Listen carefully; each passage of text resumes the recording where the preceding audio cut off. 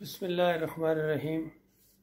सवाल करना इल्म की कुंजी है, बशर्ते कि खुलूस के साथ किया जाए, इल्म हासिल करने के लिए किया जाए या दूसरों को इल्म सिखाने के लिए किया जाए और नीयत दुरुस्त हो। बहरहाल कसरत के साथ सवालात करने से भी मना किया गया है। बाल की खाल उतारने और बहुत ही गहराई में जाने जिस पर इंसान अमल न कर सके, तो इन चीज़ों से मना भी किया गया है। बहरहाल जब सवालात किसी ज़िम्मेदार शख्सियत से किए जाएं और उसका तल्लुक़ उसकी ज़िम्मेदारियों से हो तो फिर जवाब देना लाज़म हो जाता है। आजकल सोशल मीडिया का दौर है। सोशल मीडिया के ऊपर लोग सवालात करते हैं, ख़ासकर अपने ज़िम्मेदारों से सवालात करते हैं और उम्मीद रखते हैं कि उनको तसल्ली बख्श जवाब दिए जाएं। लेकिन जब तसल्ली बख्श जवाब नहीं उनको मिलता है तो फिर मायूसी की सी कैफियत तारी हो जाती है। लिहाजा अहले इल्म का ये उनके ऊपर ज़िम्मेदारी है कि वो इस तरह के सवालात को जवाब दे के कौम को मुतमईन करें और जहाँ कहीं कमी महसूस करें उसकी निशानदेही करें। तो इस तरह का एक सवाल मैं देख रहा हूँ, ये सोशल मीडिया के ऊपर गर्दिश कर रहा है कि सवाल ये है, ये मैंने यहाँ लिखा है, इसको मैं पढ़ रहा हूँ। आज़रबाईजान की फ़ौज अपने इलाके को आज़ाद कराने के लिए आर्मीनिया के ख़िलाफ़ जंग कर सकती है, तो दुनिया की बहादुर तरीन फ़ौज कश्मीर में दाखिल होने से क्यों डरती है? जनरल बाजवा साहब से ये सवाल किया गया है। तो खैर उनकी तरफ से तो इस अंदाज से जवाब पब्लिक में नहीं आएगा। मैं बहैसियत फ़ौजी इसका जवाब देने की कोशिश करूँगा। देखिए, एक वक्त था कि नबी सल्लल्लाहु अलैहि वसल्लम ने फरमाया कि आज ये इस्लाम को अल्लाह ने ताकत दी है, इसका ज़ोर है, ये गुर्बत के दौर से उठा था, ये ताकत वाला बना है। अब लोग इसकी तरफ अपने आप को मंसूब करते हुए फ़ख्र महसूस करते हैं। लेकिन एक वक्त ऐसा आएगा कि ये फिर कमज़ोर हो जाएगा, मगलूब हो जाएगा और दुनिया की जो दूसरी ताकतें हैं, तागूती ताकतें हैं, ये इसको नोच खाने के लिए एक दूसरे को इस तरह बुलाएंगी जिस तरह दस्तरख्वान के ऊपर दोस्तों की महफिल हो, दस्तरख्वान हो, अच्छे अच्छे खाने हों तो हर एक दूसरे को दावत देता है, ये डिश लो, ये खाना लो, ये देखो कितना अच्छा है। तो इस अंदाज से ये कौमें हैं, ये टूट पड़ेंगी इस्लाम के ऊपर, मुसलमानों के ऊपर। तो सहाबा किराम उस वक्त बड़े हैरान भी हुए और सवाल किया कि या रसूल अल्लाह, क्या ये जो दुर्गत बनेगी मुसलमानों की जो आप बता रहे हैं, तो क्या मुसलमान तादाद में कम होंगे कि इस वजह से दूसरी कौमें इनके ऊपर टूट पड़ेंगी?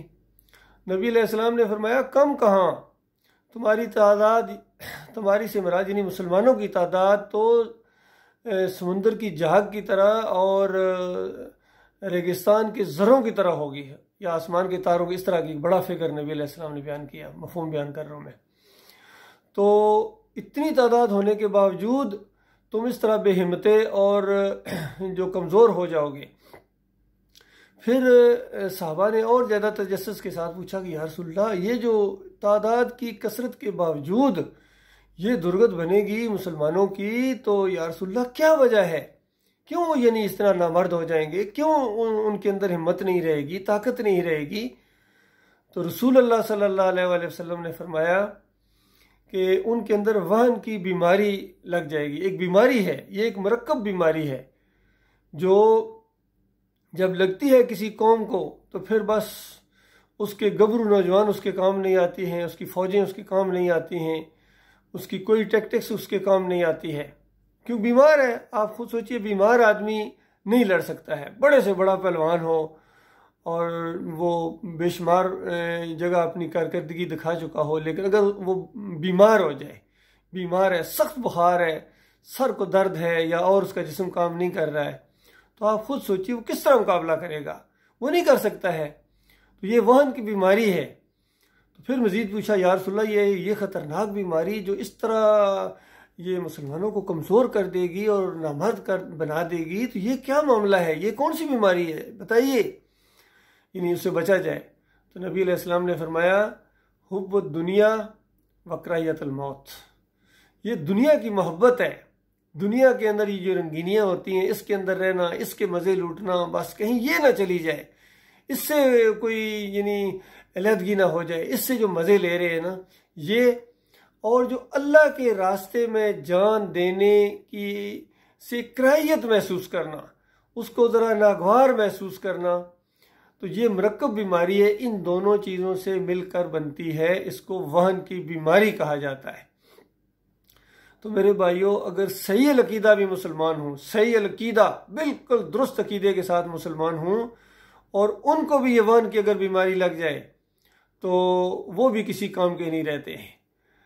और चाहे जाए कि अकीदा भी ख़राब हो, अल्लाह पर वो भरोसा और तवक्कुल भी ना हो, और अकायद में शिरक हो जिसकी निशानदेही की जाए लेकिन कौम टस से मस ना हो, इनके ऊपर असर ही ना करे कोई बात किसी अपने खैरख्वाह की, बल्कि अपने खैरख्वाह को अपने अंदर से ये बाहर निकालें। ये कैसी बातें कर रहा है कि अल्लाह को मानो।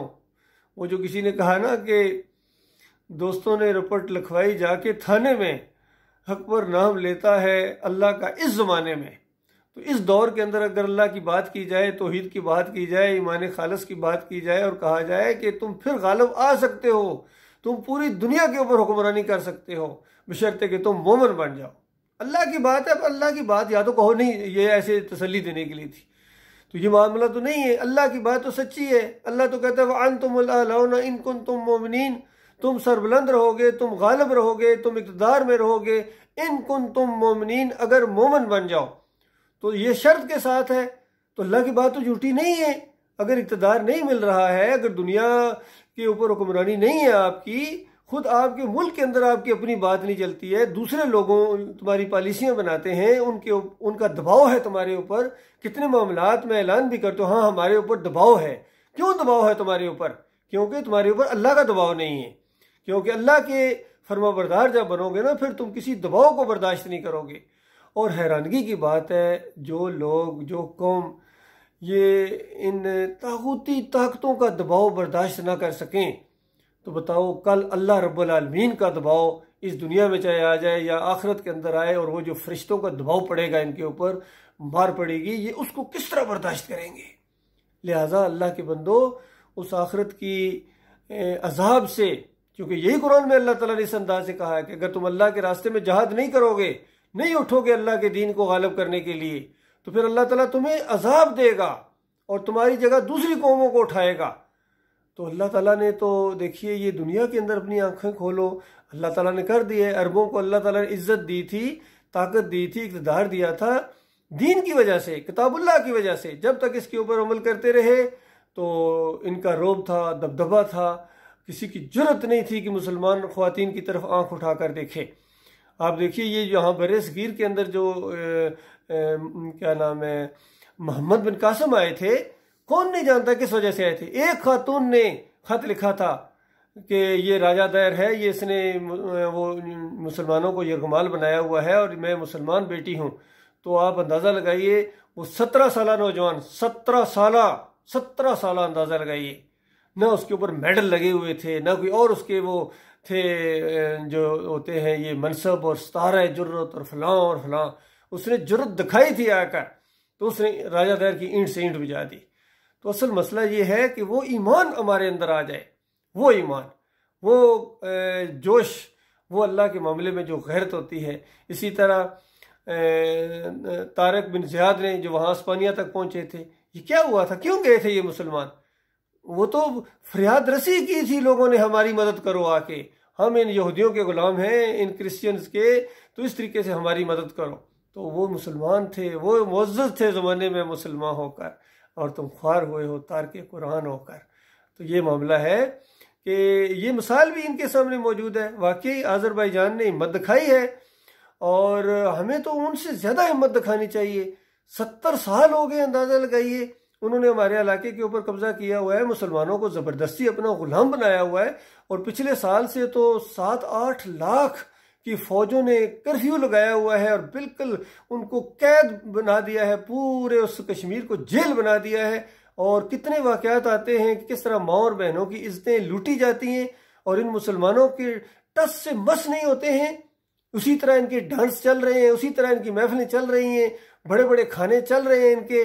सूट बूट चल रहे हैं, बड़ी बड़ी कारें इधर से उधर जा रही हैं, हेलीकॉप्टर में दौरे हो रहे हैं, और आवाम को इनकी आंखों में धूल झोंकने के लिए बस कभी एक के खिलाफ कोई बयान दे दिया, कभी दूसरे के खिलाफ कोई बयान दे दिया। आपस में ये बड़े जो सांड है आपस में लड़ते रहते हैं, बयानबाजियां करती हैं, और आम तौर पर नीचे जो आवाम है वो कहते क्या बात है, जो मियाँ साहब ने क्या बयान दिया जी। दूसरे दिन वो उसके जवाब देता है खान साहब का आज हक अदा कर दिया जी।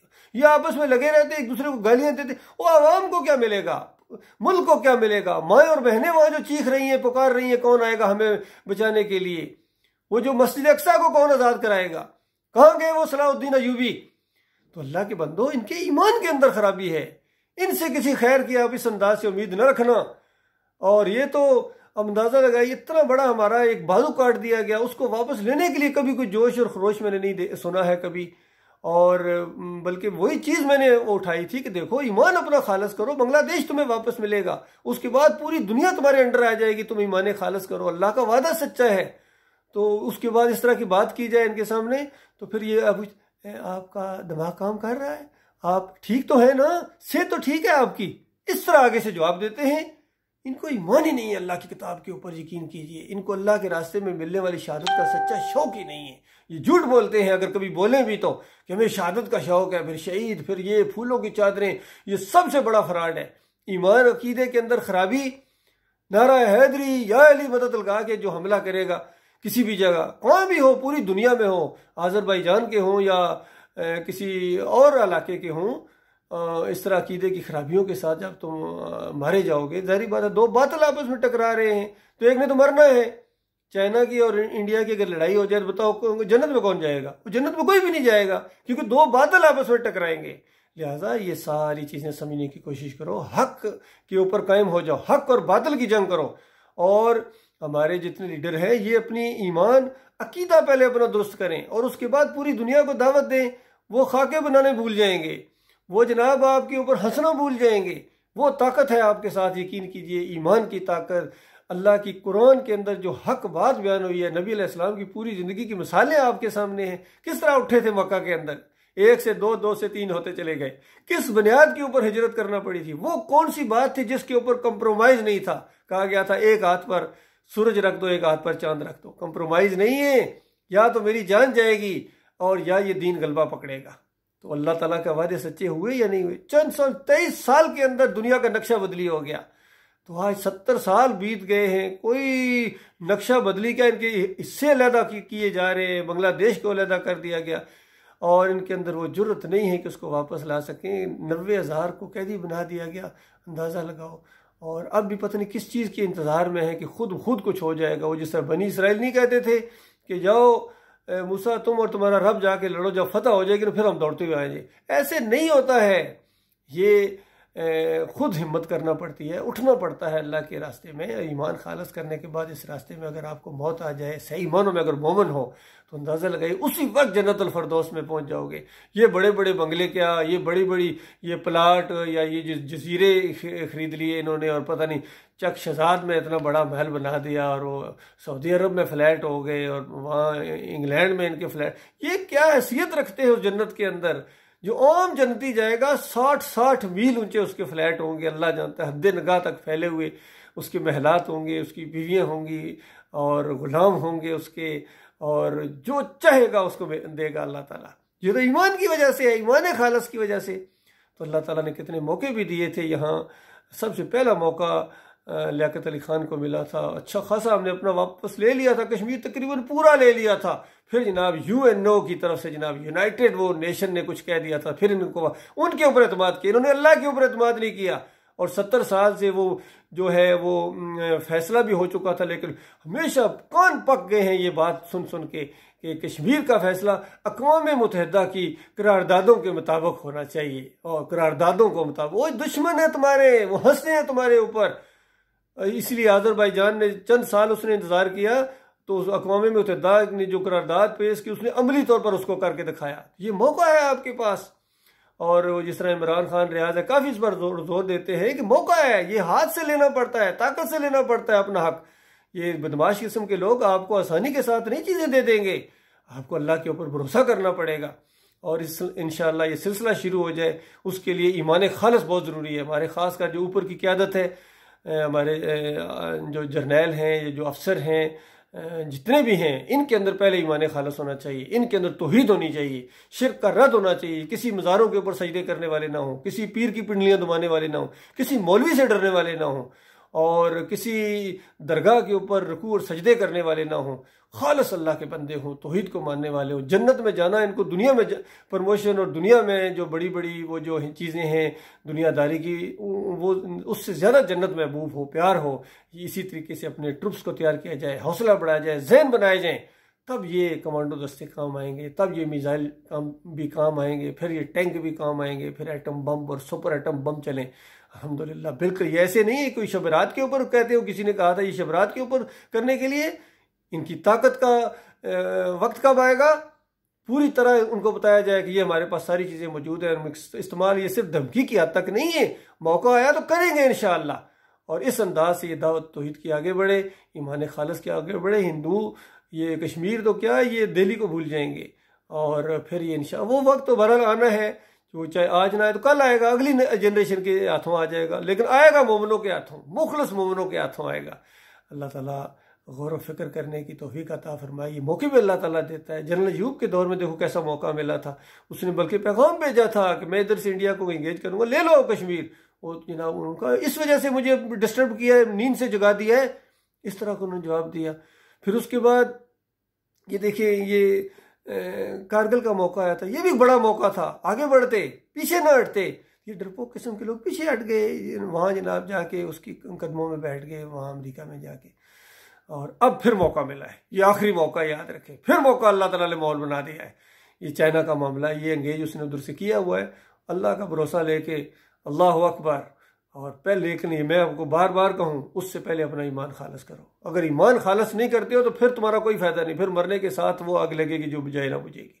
लेकिन पहले ईमान खालिस किया जाए, और उसके बाद अल्लाह के ऊपर भरोसा करके और अपने ईमान का इजहार किया जाए, और अपनी दीनी गैरत और माएँ और बहनें, अल्लाह जानता है, दिल करता है कि कितना बोझ होगा इन लोगों के ऊपर, जो जिम्मेदार किस्म के लोग हैं, इनके ऊपर कितना बोझ होगा।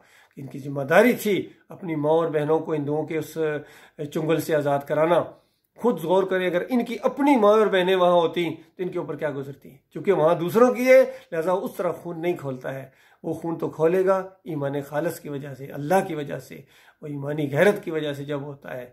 चुभे कांटा जो काबुल में, तो हिंदुस्तान का हर पीरो जवां बेताब हो जाए। ये ईमान खालिस के, ये सिर्फ उन्होंने थ्योरियाँ पेश की हैं, प्रैक्टिकली इस मैदान में नहीं आए। अल्लाह ताला गौर व फिक्र करने की तौफीक अता फरमाए।